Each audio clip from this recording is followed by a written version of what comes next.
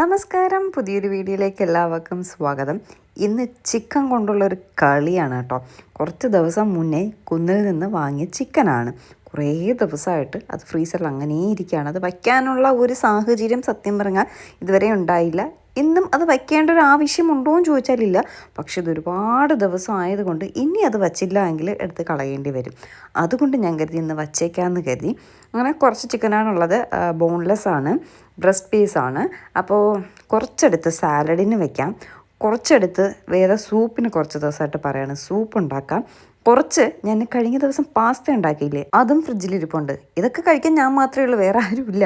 അപ്പോൾ ആ പാസ്തകൾ കൂടി ഈ ചിക്കൻ മിക്സ് ചെയ്തെടുക്കാമെന്ന് കരുതി അങ്ങനെ 3 പോർഷനാക്കി ചിക്കനെ തരംതിരിക്കാൻ പോവുകയാണ് ഞാൻ ഇന്നിപ്പോൾ. എന്തായാലും ഇതിനെ ഇനി ഇങ്ങനെ പച്ചയോട് വയ്ക്കുന്നത് ശരിയാവില്ല, അതുകൊണ്ട് വേവിച്ച് വയ്ക്കാമെന്ന് കരുതി. അപ്പോൾ ഇന്ന് ഞാൻ എന്തായാലും സൂപ്പും ഉണ്ടാക്കുന്നുണ്ട്. എൻ്റെ പാസ്തയ്ക്ക് കുറച്ച് കഷ്ണങ്ങളും ഇട്ട് വേവിച്ചൊക്കെ എടുക്കുന്നുമുണ്ട്. കുറച്ച് ചിക്കൻ എടുത്ത് വേവിച്ച് ഫ്രിഡ്ജിൽ അങ്ങനെ മാറ്റി വയ്ക്കാമെന്ന് കരുതി. വേവിച്ച് വെച്ചാൽ ഇങ്ങനെ ഇരിക്കുന്നതിനെക്കാട്ടി കുറച്ചുകൂടെ ഭേദമാണ്.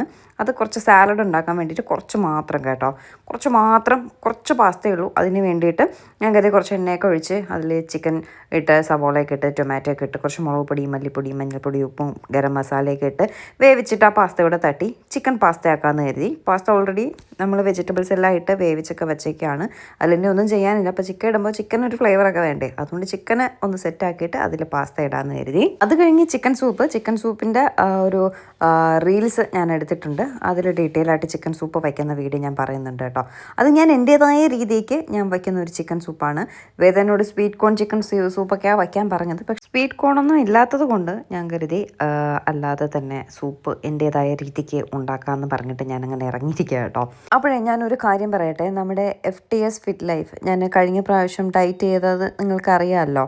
അപ്പോൾ ഞാൻ അന്ന് ഒരു 15 ഡേയ്സ് ചലഞ്ചാണ് ചെയ്തത്. ഒരു 3.5 കിലോളം എനിക്ക് വെയിറ്റ് കുറഞ്ഞിട്ടുണ്ടായിരുന്നു. എനിക്ക് കണ്ടിന്യൂ ചെയ്യാൻ ആഗ്രഹമുണ്ട്, ചെയ്യണമെന്നുമുണ്ട്. പക്ഷേ അറിയാമല്ലോ, നമ്മൾ ഈ യാത്രയും മറ്റു കാര്യങ്ങളൊക്കെ ആയിട്ട് നിൽക്കുമ്പോൾ എനിക്ക് അവരുടെ ആ ഒരു ഡയറ്റ് ഫോളോ ചെയ്യാൻ പറ്റില്ല. ഡയറ്റ് ഫോളോ ചെയ്യുന്നതെന്ന് പറഞ്ഞാൽ അധികം പാടൊന്നുമില്ല കേട്ടോ, നമ്മുടെ വീട്ടിലൊക്കെ കഴിക്കുന്ന കാര്യങ്ങൾ തന്നെയാണ്. പക്ഷേ യാത്ര ചെയ്യുമ്പോൾ നമുക്കത് അത്രയും അങ്ങോട്ട് ഫോളോ ചെയ്യാൻ പറ്റില്ല. പ്രോട്ടീനൊക്കെ നമുക്ക് കൂടുതൽ എടുക്കേണ്ടി വരും.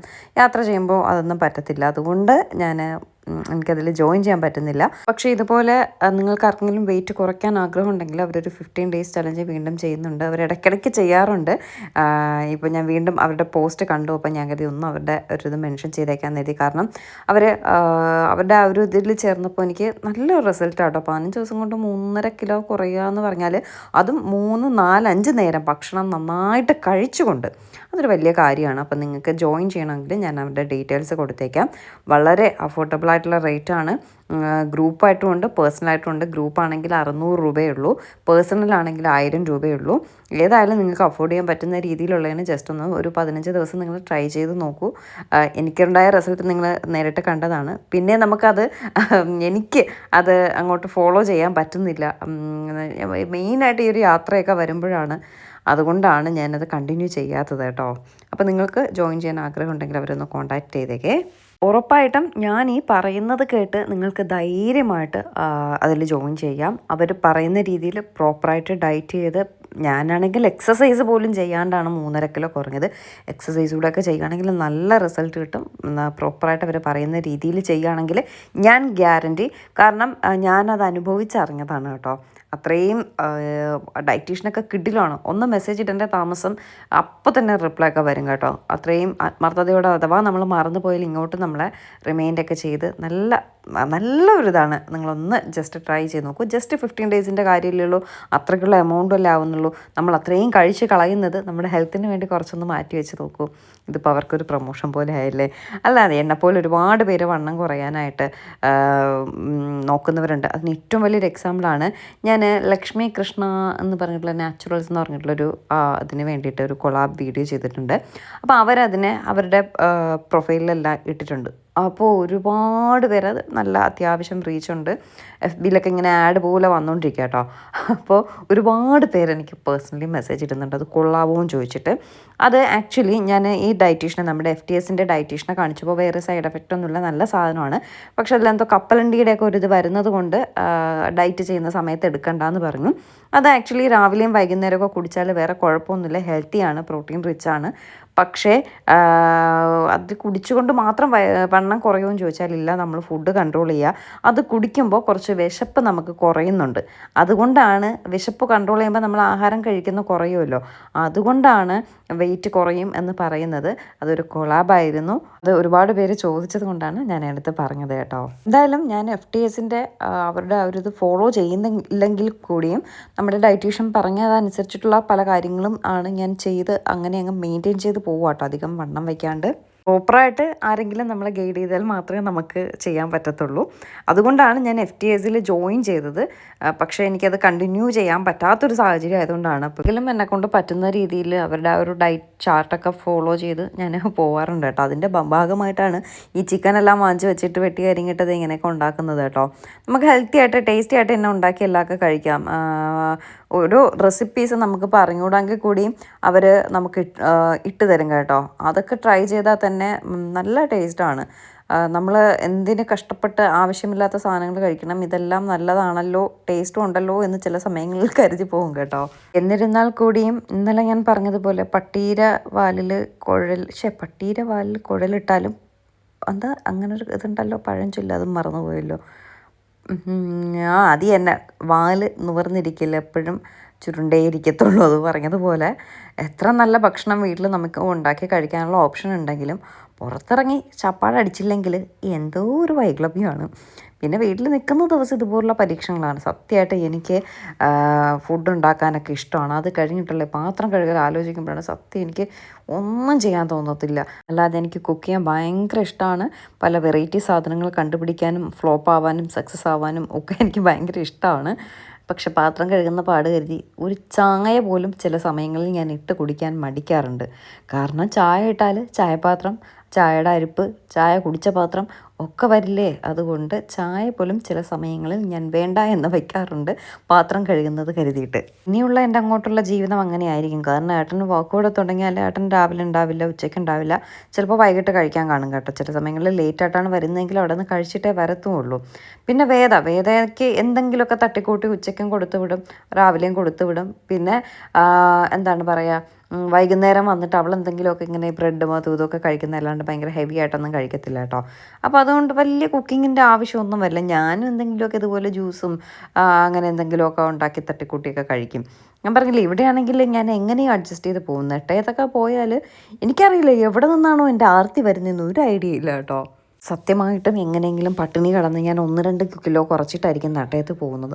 ഒറ്റ ദിവസം കൊണ്ട് ഞാൻ 2 കിലോ ഞാൻ കൂട്ടിയെടുക്കുക. അവിടെ ചെന്ന് എൻ്റെ എവിടെ നിന്നുള്ളാത്ത ആർത്തിയാണെന്നറിയില്ല, ആർത്തിയിൽ ഞാൻ തിന്ന് തീർക്കും കേട്ടോ. പക്ഷേ എന്ത് ആർത്തി തന്നെയാണെങ്കിലും ഞാൻ ഷുഗർ കട്ട് ചെയ്ത് അങ്ങ് വച്ചേക്കാണ്.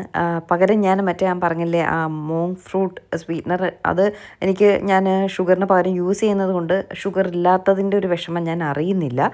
പക്ഷേ ഞാൻ അന്ന് തമിഴ്നാട് പോയപ്പോൾ പറഞ്ഞില്ലേ, യാത്ര ചെയ്യുമ്പോൾ ഞാൻ ഈ മോങ് ഫ്രൂട്ട് സ്വീറ്റ്നറും കൊണ്ടാണ് പോയത്. എന്നിട്ടും പിന്നെ ഞാൻ അവിടെ ചെന്ന് ഇനി അതെടുത്തിട്ട് കലക്കിയ ആൾക്കാർ ഇനി ഞാൻ വല്ല ബ്രൗൺ ഷുഗർ കച്ചവടം തുടങ്ങിയെന്ന് പറഞ്ഞ് എന്നെ പിടിച്ചുകൊണ്ട് പോകണ്ടെന്ന് എഴുതിയിട്ട് ഞാൻ പിന്നെ അത് ബാഗിൽ നിന്ന് എടുത്തില്ല കേട്ടോ. അപ്പം ഞാനൊരു കോഫിയും ഒരു ജ്യൂസും വന്ന് കുടിച്ചു. അല്ലാതെ 2-3 ആഴ്ചയായിട്ട് ഞാൻ ഷുഗർ കംപ്ലീറ്റ്ലി കട്ട് ചെയ്ത് വെച്ചേക്കാണ്. പിന്നെ അന്ന് പായസവും കുടിച്ചു കേട്ടോ. അങ്ങനെ കുറച്ച് ഞാൻ ചീമയ്ക്ക് സത്യം പറഞ്ഞാലൊരു ബ്രൈഡ് ടു ബിയൊക്കെ കൊടുക്കണമെന്ന് വലിയ ആഗ്രഹമുണ്ട്. പക്ഷേ കേക്ക് കഴിക്കേണ്ടി വരുമല്ലോ എന്ന് ആലോചിച്ചിട്ടാണ് ഞാൻ അങ്ങനെയും മടിച്ചിരിക്കുന്നത്. ഓക്കെ, എന്തായാലും നടക്കുമായിരിക്കും അല്ലേ. ശരി, ഞാൻ എൻ്റെ ജോലികളെല്ലാം കഴിഞ്ഞിട്ട് വന്നിങ്ങനെ കിടക്കുകയാണ്. അപ്പോൾ വേദ വന്നത് ഞാൻ അറിഞ്ഞു. ഞാനിങ്ങനെ വല്ലാണ്ട് ഉച്ചയായി കഴിഞ്ഞാൽ എനിക്കൊന്നിനും വയ്യ കേട്ടോ. ഭയങ്കരമായിട്ട് ക്ഷീണിച്ചങ്ങനെ കിടക്കുകയാണ്. വേദ വന്ന് വീഡിയോ എടുക്കുകയാണ്.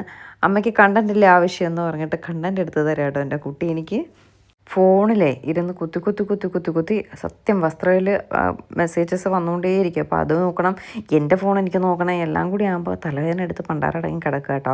അത് കഴിഞ്ഞ് ഞാൻ എഴുന്നേറ്റിട്ട് വേദയ്ക്ക് ട്യൂഷൻ ഉണ്ടായിരുന്നു. ട്യൂഷനാക്കിയിട്ട് നമ്മുടെ വട്ടിയൂർക്കാവിൽ തന്നെ എനിക്കൊരു ഡെലിവറി ഉണ്ടായിരുന്നു. സത്യം പറഞ്ഞാൽ ഏട്ടൻ എല്ലായിടത്തൊക്കെ കൊണ്ടു കൊടുക്കുകയും അതായത് ട്രിവാൻഡ്രത്തൊക്കെ ഉള്ളതാണെങ്കിൽ ചിലർക്ക് അത്യാവശ്യം പറയും, നമ്മളപ്പോൾ തന്നെ കൊണ്ടെത്തിക്കാറൊക്കെ ഉണ്ട്. ചിലർ കൊണ്ട് തന്നാൽ മതി, കൊറിയർ ചെയ്യണ്ടെന്നൊക്കെ പറയാം. അപ്പോൾ അങ്ങനെയൊക്കെ ഉള്ള കേസസ് നമ്മൾ കൊടുക്കാറുണ്ട്. കൊണ്ട് കൊടുക്കാറുണ്ട്. അത് ഏട്ടനാണ് കൊണ്ട് കൊടുക്കുന്നത്, കൊറിയർ ചെയ്യുന്നത് എല്ലാം ഏട്ടനായിരുന്നു. ഒന്നും ഞാൻ അറിഞ്ഞിരുന്നില്ല. ഇപ്പോൾ വർക്ക് തുടങ്ങിയപ്പോൾ ഇതെല്ലാം എൻ്റെ തലയിൽ വന്നിട്ടുണ്ട് കേട്ടോ. അപ്പോൾ ഒരു നമ്മുടെ നയൻതാര സാരി നമ്മുടെ ഒരു മാം ഓർഡർ ചെയ്തിട്ടുണ്ടായിരുന്നു. അങ്ങനെ അത് കൊറിയർ ചെയ്യാനായിട്ട് ഞാനിങ്ങനെ കുലശേഖരം വട്ടിയൂർക്കാവ് കുലശേഖരം എന്ന് പറഞ്ഞിട്ടുള്ള സ്ഥലത്ത് ഇങ്ങനെ വെയിറ്റ് ചെയ്ത് നിൽക്കുകയാണ്. മാം ഇങ്ങോട്ടേക്ക് വരാമെന്ന് പറഞ്ഞു. അങ്ങനെ ഞാൻ വെയിറ്റ് ചെയ്ത് നിൽക്കുകയാണ്.